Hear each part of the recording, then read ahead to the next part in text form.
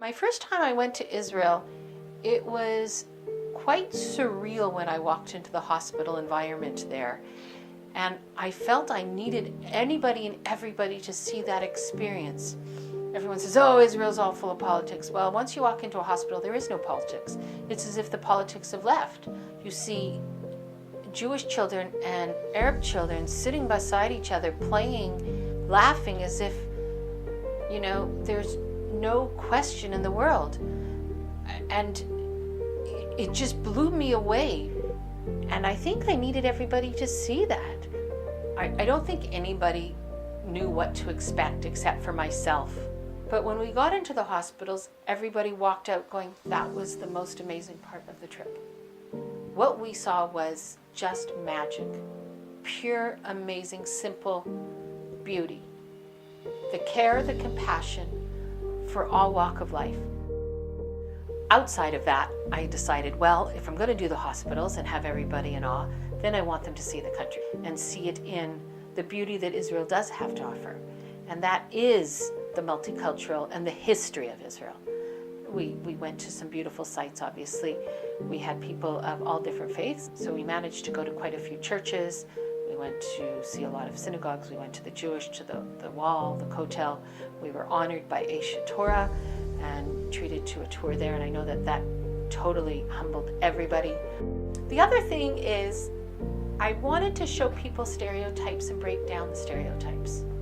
I grew up in a city where I was the minority for being Jewish. That probably gave me a broader understanding and respect, I think, in a lot of ways, to respect other people's religions and walks of life. And I've always said that my parents raised me to be unequivocally open, tolerant, and acceptable. And don't be ignorant, because ignorant is hate. And I wanted everybody to see what I see, and that Israel is not a hateful area. It's just breaking down barriers and making people fall in love with their own culture. There's lots of missionary trips to Israel. And I think everybody should go to Israel because I think it's so intertwined with our history and our culture. What makes the Crafting for a Cure trip different is that we have the pleasure of going to schools.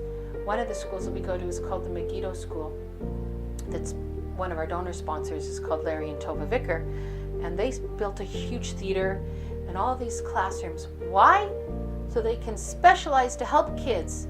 If you stop looking at a child with autism or Asperger's or any learning disability that they're not capable, then you're not doing right. This country looks at them as they're all capable. It's just learning how to teach them to work in their abilities. Would I do this trip again? In a heartbeat, I would do this trip again. I would want to take another group. So Crafting for a Cure has agreed to do it all over again. It's a totally different type of mission.